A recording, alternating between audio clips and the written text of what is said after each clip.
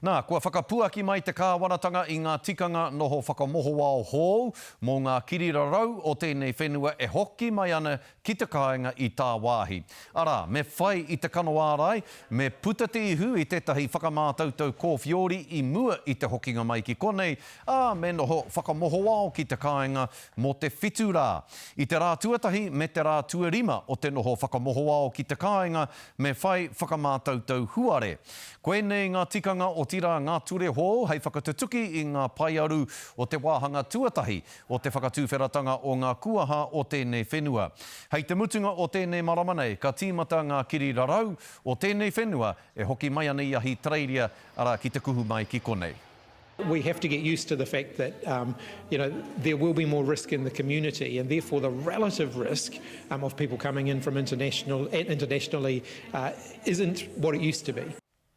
E pai ana kia tono te hunga noho whakamoho ao nei, ke puta wawe rātau i tā rātau noho mō tētahi kaupapa motu hake, kaupapa nui rānei.